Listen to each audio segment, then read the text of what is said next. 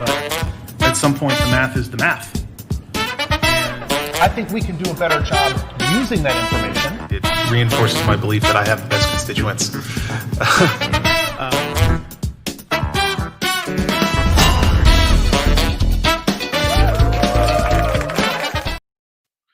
Hello, Austin. Hello, Clawback viewers. Hello, District 6. It is another episode 44 of the Clawback. Excited to be continuing our show again. We've got a great set of folks with us today. It is a really special episode, in part by complete chance, but one must wonder, with the passing of Ruth Bader Ginsburg, who words cannot honor her enough, but who was also a passionate supporter of the opera. And here today, it's Clawback Live at the opera. All of our guests have a connection to opera by complete chance, or perhaps Ruth Bader Ginsburg's divine intervention. And so I'm excited to have our guests joining the show today. We'll get to them after just a little bit of an update. The pandemic continues. Austin is still doing a good job. Everybody's wearing their masks. Not a lot of big new changes there. Was really glad again to have the chief medical officer from local Baylor, Scott White, on the show last week or the week before. Pandemic time, right? Who can keep track? But again, really proud of the work that the city and the healthcare industry has done, and it was great to have that conversation. Keep it up, Austin. You're doing a great job while we wait for the national industry to step in and get us a vaccine. But that's not the only thing you got to worry about, because it's 2020. So it is also flu season. Flu season begins next week, and you've also got to make sure that you still get your flu shot. You cannot opt out of it. It is really important to do, because you don't want to have overlapping infections or other things happening to you when we're also trying to protect ourselves from COVID. The good news, bad news is often the things you would do to protect yourself from getting the flu, like maybe wearing a mask if you were at particular risk or had a lot of pre-existing conditions, also can protect you from the flu. But don't shy away from getting that flu shot. And of course, they're offered all over the place and at doctors' offices, clinics, pharmacies, all the rest. And there's even, you can go online at vaccinefinder.org and find more. And of course, on the city's website, so many different resources you can find there. And the other new information that came out this week is that South by Southwest next year is going online. It is going to be a very interesting experience, how South by will accomplish an online festival that tries to speak to as much of the magic that South by can create. And for those who have been able to attend it, know what I'm talking about. We'll actually dig into a little bit about the impacts of an online South by with our guests today. But I want to bring up my first guest. This is our centerpiece of our Clawback Live Night at the Opera, the General Director and CEO of the Austin Opera, Annie Burridge. Hi, Annie. Hi, Jimmy. I love the idea that Ruth Bader Ginsburg may have somehow willed this special episode into being. It is some type of intervention, some type of divine intervention, I think. Before we talk about the opera, though, I do want to ask, how are you and your family doing? Has everybody been safe and healthy? Thank you, Jimmy. Well, there's certainly no better place to quarantine than here in your District 6, surely. My husband and I have been working from home, and our little girl has been attending second grade at Elsa England Elementary virtually, and her teachers are doing an amazing job. We're really inspired by the way her school has come together. So we're doing fine, and we're getting our flu shots this weekend at HEB. That's fantastic. It's great to hear that the Elsa England kids are doing well. We worked really hard to get some pedestrian safety improvements for Elsa England. We extended the school zone. We got safe crossings. We got a new stoplight at Avery Ranch and Pearson Ranch, and we got all of that installed. And then school went online and everybody went to school from home. I know, but we appreciate it. That's just around the corner from where I live. And so I slow down in that zone every day. And it was really necessary and very much appreciated by all of us here.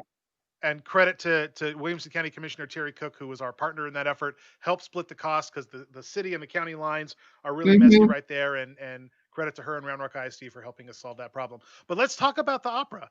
Why don't you kind of give folks the straightforward explanation, the background about the Austin Opera? Sure. Austin Opera has been around for more than 30 years now. We typically do 3 different operas every year at the Long Center.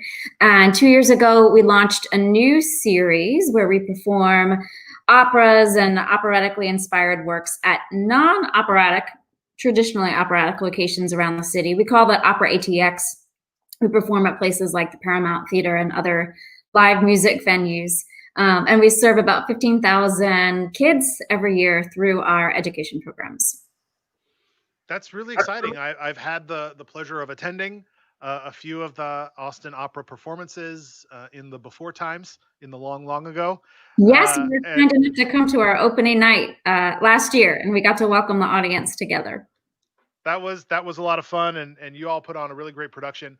We've had a few folks joining the show over the last couple of months talking about the impacts of COVID, and I'm really interested to hear kind of what the Austin Opera is doing and what your innovations are looking like.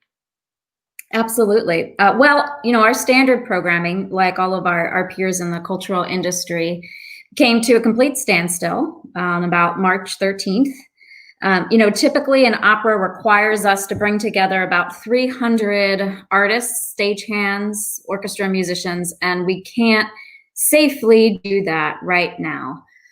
We were the first opera company in America to get a digital programming series up and running. So by March 20th, we had launched Live from Indy Terrace, which is a weekly program. It's still going. So every Friday at 3 o'clock, you can tune in on our Facebook page or at YouTube or at austinopera.org and see a 30-minute concert.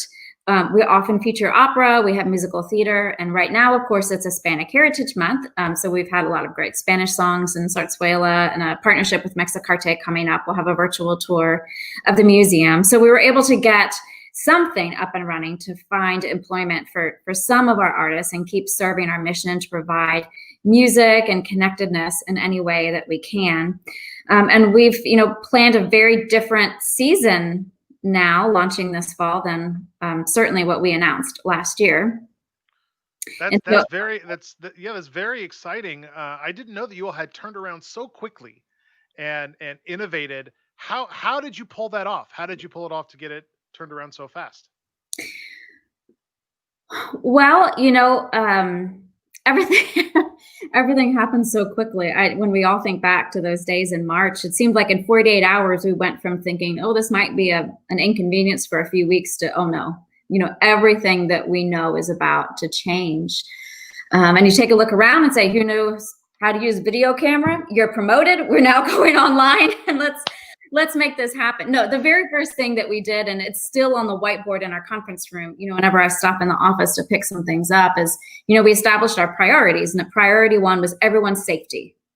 Safety of our artists, safety of our employees. Number 2 is find a way to keep making art and employing artists. And that's how Live from Indy Terrace came to be. And it truly, we found our staffer who was the most skilled with the video camera and with video editing. She did an amazing job and stepped in. Over the weeks, we've upgraded our equipment through some wonderful donations and contributions. She's become an even more skilled videographer and editor.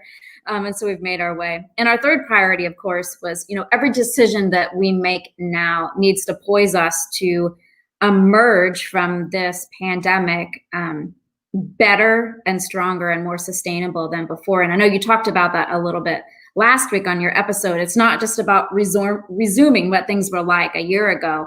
You're absolutely right. The culture industry has had plenty of sustainability challenges long before now. And so how are we going to reimagine ourselves to come out of this? We'll certainly reconvene in a live theater again, but there will be other aspects to our business that, yes, we'll need to build back better.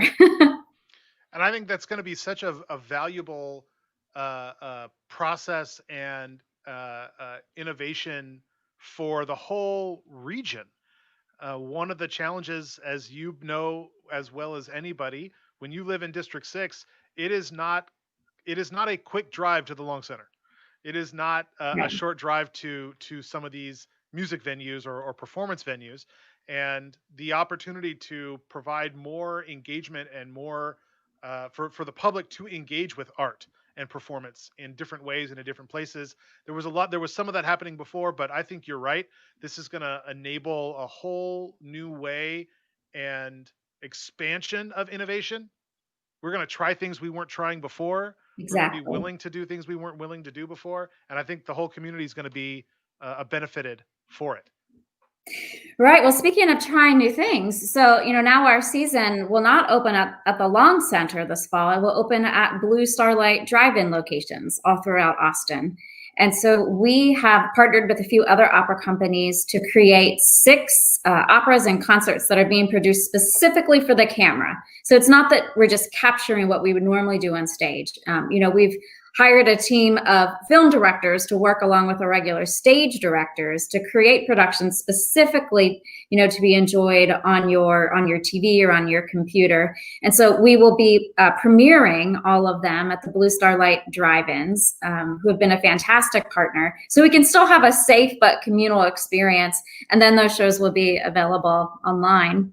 And then late January is when we plan to go back to the Long Center. We'll have full social distancing in place for all the artists and for the audience as well. And we're performing an all-star opera concert. And being that so much of opera is shut down around the world, we have pretty much some of the most famous opera singers in the world who are available and coming to Austin and for that. So that will be a really big moment for Austin Opera. That will also be captured digitally, so we'll be able to share that beyond the Opera House as well. That sounds amazing.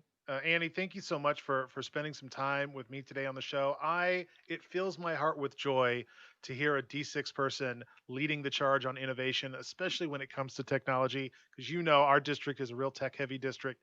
That's right. Thank you for representing District 6 well in the arts community as the CEO and General Director of the Austin Opera.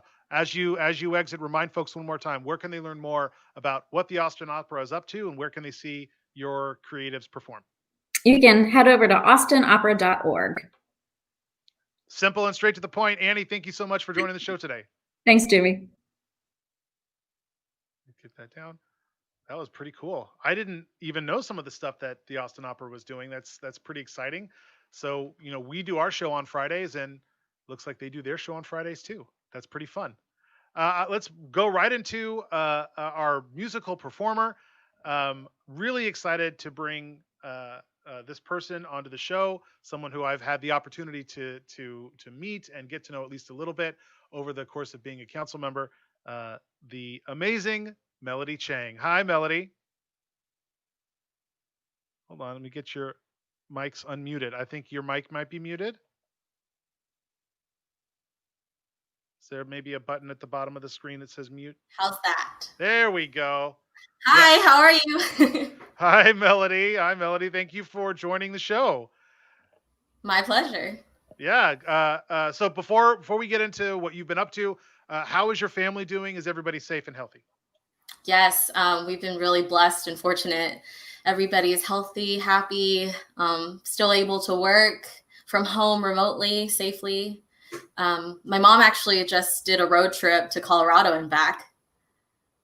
Wow. That's, I could stand to get a little bit out of the house myself. You get in here, it's you get the cabin fever effect. You also have an intersection with District 6. You're a Westwood grad? That's right. Yeah, I'm an Austinite. I love that. And a District 6, another District 6 creative out there making art and music. That's beautiful. I think you were in the show choir at Westwood, and then you went on to UT School of Music. Tell us a little bit about your background. Yeah, that's right. I started voice lessons at Briarcliff Music School in high school, and then I went into, I've been singing all over in choirs since elementary school. I did a tour with the Austin Children's Choir to London when I was a wee, elementary school, maybe 7-year-old. And then, I just fell in love with classical music and just my being able to resound without a microphone, without amplification. That's just crazy, a crazy experience. It's a very powerful instrument that you have. And I can't wait to hear what you have prepared for us today, because you are also an opera singer, if I'm not mistaken. Right. I'm a mezzo-soprano. I started out at the Butler School of Music doing performance, but then I switched into music business, actually. I love that. I love that. So, we've also met before, and I have a photo I'm going to pull up so folks can see it. This is you and I was be able to, again, back in the before times when we were able to be in places at the same time and giving a proclamation. You were there to accept it. This was about 2 years ago at the 101 by Tea House with the Taiwanese American professionals. That was really great, and I am definitely a big supporter of groups like that. And District 6, as I talk about, and all the time, it does have the city's largest Asian community from across the whole city, and it's been such an honor and a responsibility to engage across all the different diaspora that the Asian community represents. And spending some time with the Taiwanese group was pretty fun. The other piece that means is that the Asian American Resource Center, although it's not in District 6, is a critical resource for folks who live in District 6. And you worked there, is that right? You worked at the ARC, right? Yeah, I worked there for about 5 years. Have you kept up with the master plan or the vision plan proposals about the growth of the center? I'm curious about your thoughts of what the Resource Center is and its importance and where it's headed.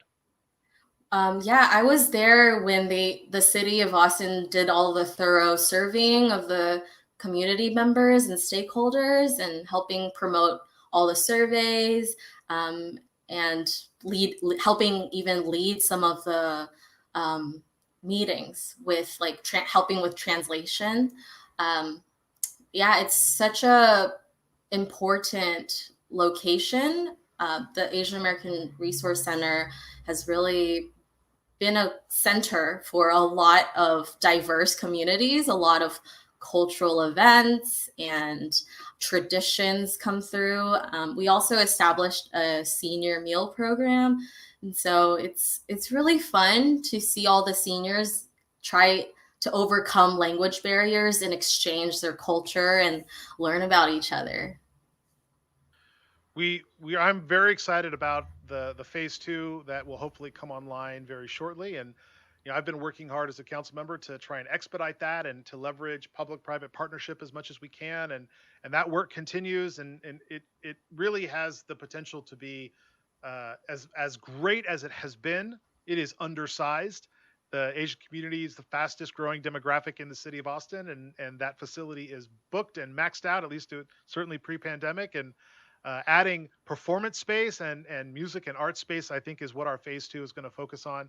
And be a real asset in a city that struggles to maintain sufficient venue space for all of the amazing creative folks that come here. I'm excited to hear, Melody, what you have prepared to sing for us today. Why don't you tell us what you're going to sing and then take it away? Sure. I'll be performing a song called The Hidden Ones. It's a powerful song by Australian singer-songwriter Missy Higgins. The lyrics mean so much to me. It really gives a message of empowerment that we all can do something about these social community issues, no matter how small and how invisible we may feel. And, it really starts at a local level, which is why I really appreciate what you and your team have been doing here, council member, providing this platform for the representation of all diverse backgrounds. Well, thank you so much, Melody. Can't wait to hear it.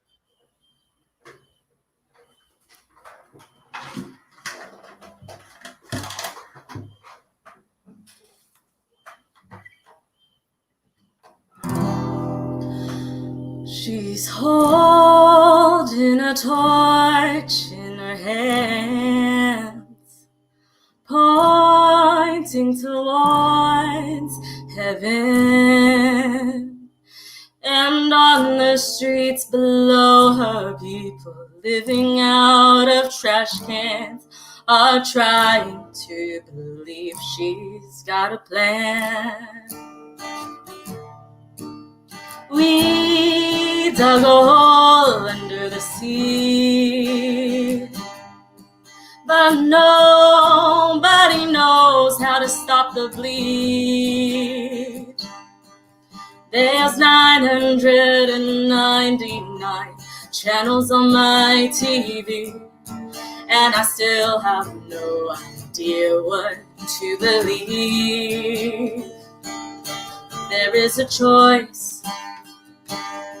Follow the leader or use your voice, 'cause this'll just keep up until we make a loud noise, until the hidden one speaks up.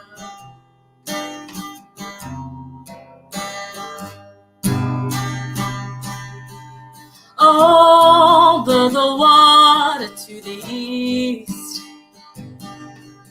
2 million in a square refuse to sleep, till every pleading voice is heard and all the world has seen. Revolution pull the king down to his knees, 'cause they made a choice not to follow the leader, but use one voice.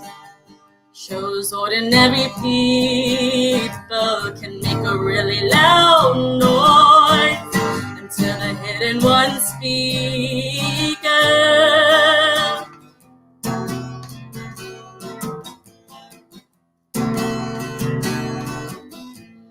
Oh, hear one voice, hear one voice.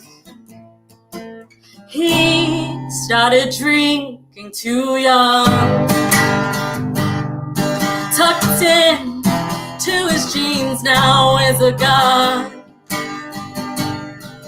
and the stories of his ancestors, they will never be sung, for he's going where they do not see the sun. Out of luck, there's a circus in town.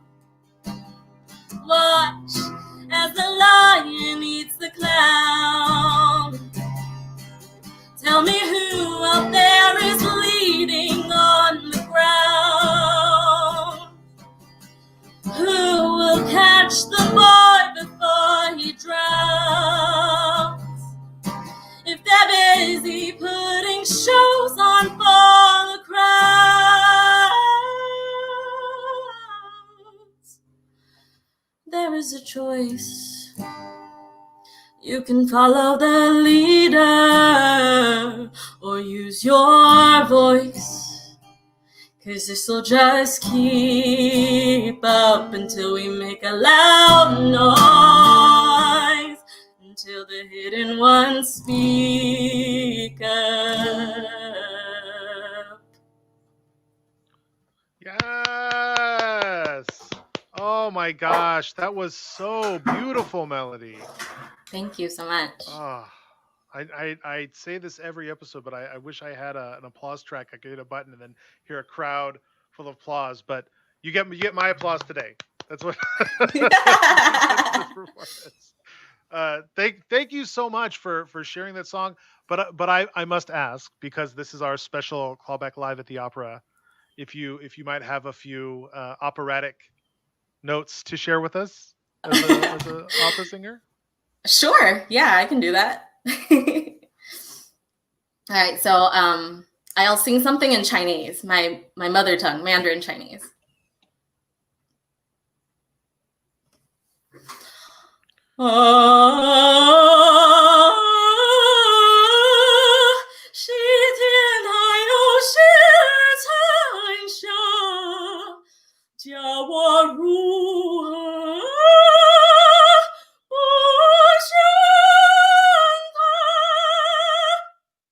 Wow. God, your voice is so powerful. You have such an amazing instrument, Melody. Thank you so much for spending some time with me today and sharing your music and your experience with the folks who are watching the show, and um and I'm proud that you're a D6 kid going out there from Westwood and really doing amazing work. Thank you so much, Thank you Melody. so much. Gosh, that was beautiful. That was absolutely beautiful. I actually had the benefit of and the honor of going to China internationally last year on a trade mission, and got to hear different types of music and art in I think it was in Mandarin, actually. It was in Sichuan province. Really stunning, and gosh, Melody's voice right here in our own backyard. Absolutely beautiful. Let's go ahead and bring on our next guest. I am excited to have a guest on the show that is not necessarily representing the front of the house, but representing literally how all the people on the front of the house sound so good. The Just as a quick intro, right, we're talking about an organization over 100 years old in Austin, and they represent the folks that actually keep the stages working, even since the early days of musicals and the dawn of the film age, and all of the amazing art and creativity that comes out of Austin. These are the brothers and sisters of the International Alliance of Theatrical Stage Employees Local 205 and their president, Rachel Magee. Hi, Rachel. Hi, Jimmy. Thank you so much for coming on the show. Thank you for inviting me, and thank you for that lovely introduction. I'm not going to ask you to sing if you don't want to sing. Oh, no. Because Melody was absolutely amazing. But the work that your organization does is what helps these folks sound so amazing and makes all of these operations work. Before we get into the details, of course, how are you doing? Is everybody in your family safe and healthy and surviving in this crazy nonsense time that we're in right now? Yes, thank you. We are safe and healthy. So far, so good. Touch wood. My husband is an essential worker, so he hasn't missed a day of work since this started, whereas I became unemployed March 13th, somewhere around there, much like Annie said, when everything just like completely stopped. So I'm in a situation of waiting to go back to work. I have a daughter in high school who's online working from home, and another one who is in Tulsa at Tulsa University, and she's online from campus. And so far, everybody's doing okay. Yeah. I'm glad to hear that everybody's safe and healthy. First, why don't you help folks understand what IATSE is and what it represents? I gave my kind of 10-cent high level, but I want you to have an opportunity to explain to folks what IATSE does. Sure. So the IATSE is the union behind entertainment. We represent all of the workers that work behind the scenes.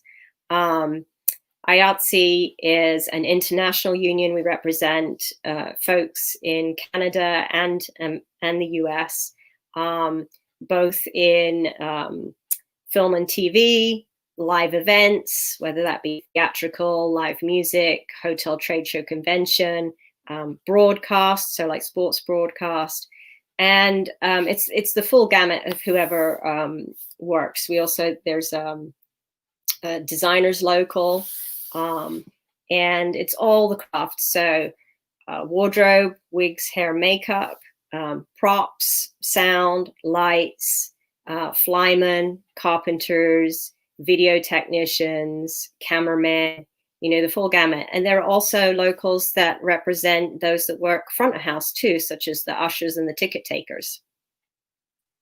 It's very comprehensive. It's all of the work that encompasses how live performance can happen. Right. Is all of your members. Yeah, live and recorded. For Local 205, our jurisdiction is live events only, but the IATSE covers everything. I mean, most people would recognize the logo I'm wearing today whenever you watch a TV show or a movie. And if you sit all the way through to the end of the credits, you'll see this logo rolls up at the end. And that's how most people know the IATSE. But our local represents live entertainment. So people that work in theaters, hotel, trade show, convention work, and music concerts and music festivals. How many members do you have here in the local area? We have 149 members right now, but we represent more than that.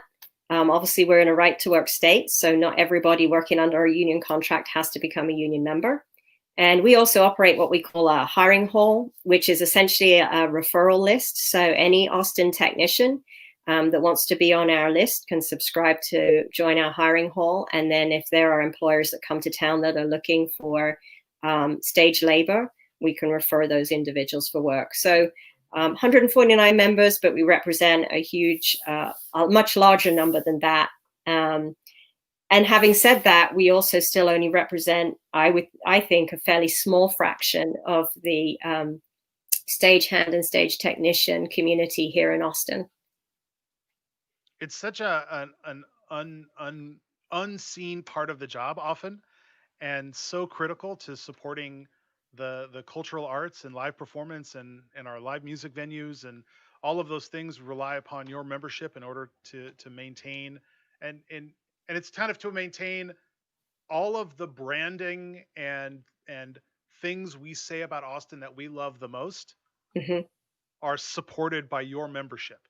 Yeah. What is it that is the live music capital world, and what is it even that keeps Austin weird if it's not culture and art and live performance? And it's got to be a challenge for your membership at this time to try and sustain. What I mean, you talked about having to deal with your unemployment, and thankfully it sounds like your family's able to have your back a little bit, but what are your members saying? What are your members experiencing? And I am dying to hear you talk about the protests that you guys put together recently. Right. It's really dire, to be honest. I mean, you're right about us being unseen. Professionally, we do everything we can to be unseen because we are behind the scenes. You're not supposed to know we're there. We're the magic that makes it happen. And for a lot of us, when this pandemic hit and the entire industry stopped, that means every level of the industry, everybody that is part of it, and technicians, it means all of our work has stopped. And it's been frustrating for us because we've heard a lot of community and from the community, and what makes the news a lot is the impact on the venues and the impact on artists. And while that is absolutely true, we're part of that team as well. And nobody was really, thinking about the fact that we're all out of work as well. And the other part is that our work is freelance. The majority of our work is freelance.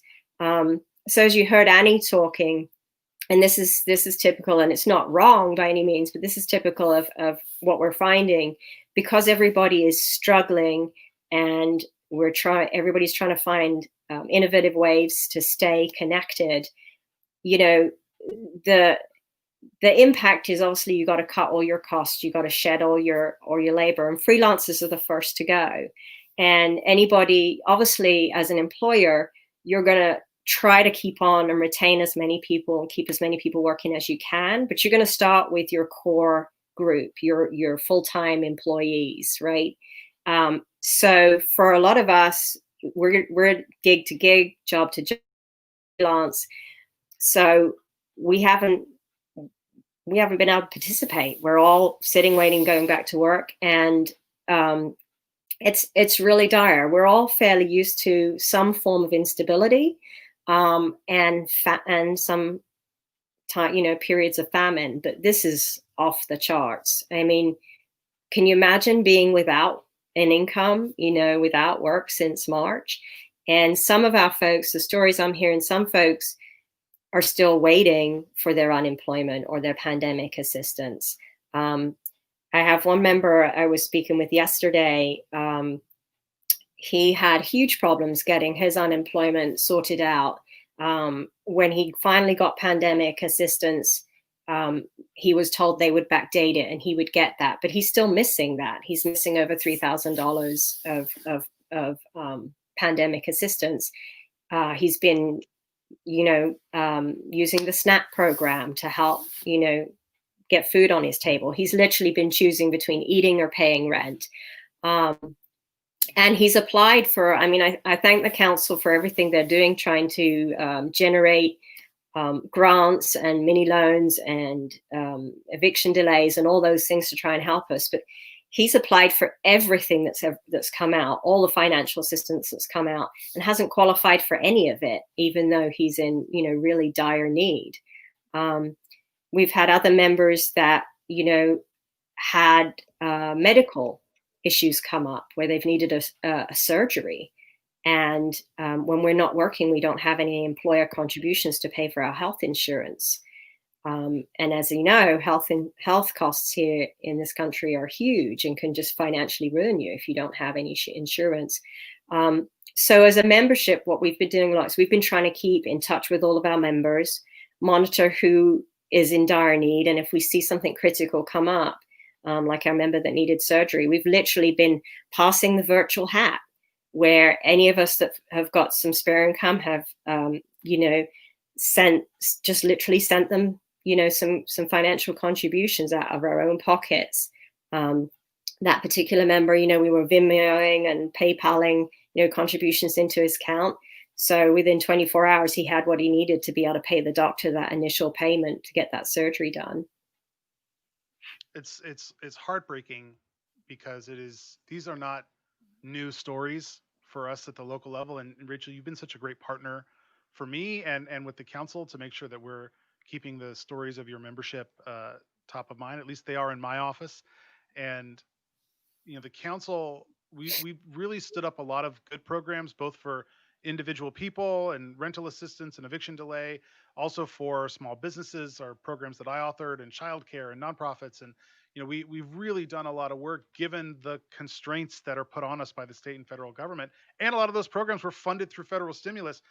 There are multiple efforts at the federal level to get more stimulus into the community while we're ultimately waiting for a vaccine where we can get back to not just back to normal, because I don't like that. I want to get back to something better. Especially for your members who why does there have to be a feast and famine when in Austin there are so many people that just feast? Right. There's got to be a better way to do this.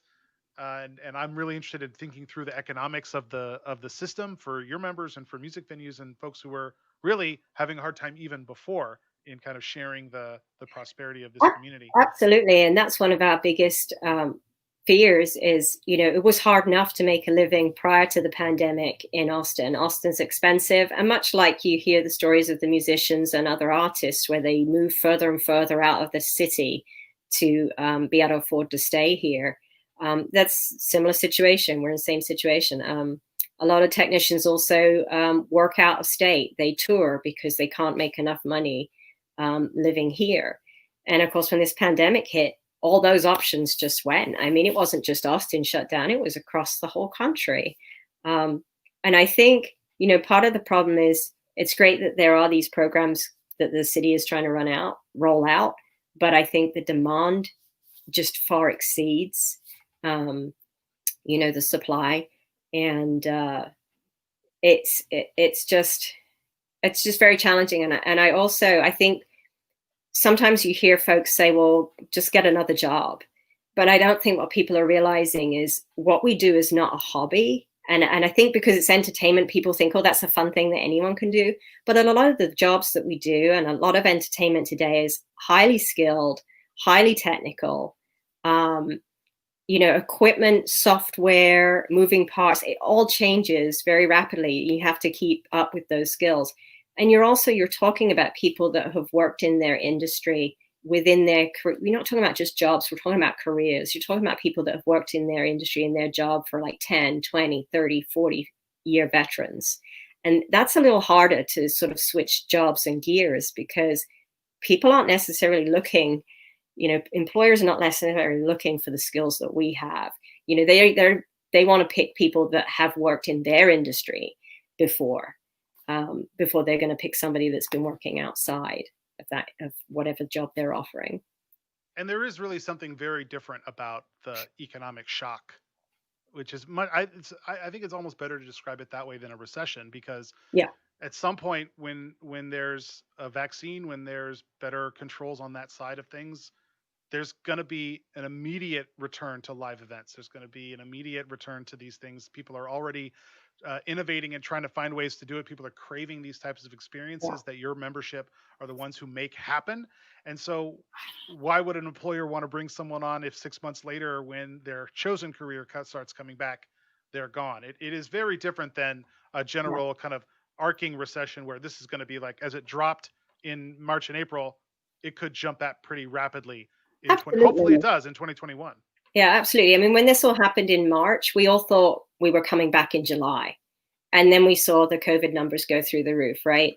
And at that point, the calendars were cleared for the rest of the year. So I know I'm not going back until January. Because as you pointed out, we're all connected to the opera. I'm the props master for the opera and have been for about 14 years. And my return to work will hopefully be when the opera rolls out its all-star performance in January. But I know that all the venues around town, basically in July, cleared the calendars through to the end of the year. And that's why we did, going back to, you wanted to mention our demonstration, we took part in a road case push march for Push for 600 to extend the pandemic unemployment assistance this month, where we pushed road cases from the Paramount Theater to the state capitol. We did it the day that the Senate reconvened. And our point is basically that, it's unfair and unreasonable to just cut off pandemic unemployment insurance for everybody, at one date, because industries, the entertainment industry, hospitality industry, these industries, first to shut down, they're going to be the last to go back. So our point is really that pandemic unemployment insurance assistance should at least be extended until you are able to safely return to work, till that industry is back on its feet. Because to cut us off now, the end of July, and expect us to be able to somehow survive till the end of the year with no income is cruel, unreasonable, and unrealistic. Another reason some folks can't just go back to work is maybe they have compromised health. And so you got that added issue of trying to find alternative work that doesn't expose you. Like, is there some other work at home job I can do? Right. So that I think your point is 100% on the nose about the economic response measures we need to see from the state and federal government need to be responding specifically to the industries most impacted and most likely to still have these deferred reopenings, and not a blanket system where we're seeing in Austin unemployment dipping back under 6% generally, as a lot of our employment in Austin has been able to find ways to sustain. But in these certain areas, it is just built in a certain way. And that was the underpinning behind the resolution that we co-sponsored with Mayor Adler in the last council meeting. And Rachel, thanks again for being such a great partner and helping us workshop some additional language to ensure that we're able to support all of the folks in these industries that are facing the most serious and long-term impacts as a result of the pandemic. We are at 45 minutes on the show. I want to be able to wrap it up, but you do such great work, Rachel. And I just kind of, it really strikes me how many amazing, strong, powerful women there are in the arts community, leading in the arts community in Austin. Of course, we had Annie on from the opera, but Corey Baker at the Long Center and Cookie Rees at the ballet, and you, Rachel Magee, president of the local IATSE. Thank you so much for being on the show today, and let's keep working together to help your membership make it through. Absolutely. Thank you so much, Jimmy. Let me get my stuff here. That was great. Yeah, Rachel has been really an awesome partner and helped keep all elements that are being impacted, all of the folks who are working in these industries, that we are providing the support that we can. But ultimately, please continue to contact your state leaders and your federal leaders, because the scale of disaster that we are facing requires federal intervention, ultimately federal intervention. And there are items on the docket at those levels. The Save Our Stages Act, I think it's called, that some local Austinites have been helping push forward. That would also help support our live music venues in a way that is just very challenging for local government to do at scale. But we are going to try and pull every thread that we can to help folks sustain through this pandemic and get through to a better time, but intentionally a better time, because there are lots of parts of the economy that were struggling before, and we are going to build back better. Thanks everybody for watching the show. As a reminder, we are on the campaign trail. I want to thank all of my donors, all of the D6ers who have donated, all of the organizations that have endorsed my campaign. Over the last couple of months, we've received every Democratic endorsement so far, including the Williamson County Democratic Party, the Black Austin Democrats, the Environmental Democrats, Western Wilco, all of the clubs that overlap District 6, and our five District 6 House members, Busey, Israel, Goodwin, Tallarico, and Howard. Thanks you all for your support. This is the type of movement we need to do to continue all of the great work that we've done for District 6 and that I want to hopefully, with your support and your vote, continue to do for Northwest Austin. Check out the website, jimmyflanagan.com. Sign up for a yard sign. You can make a donation and hopefully get out to vote as early voting starts in just a couple of weeks. We'll talk more about that in the next episode. And so stay tuned. And everybody, wear your mask and stay safe.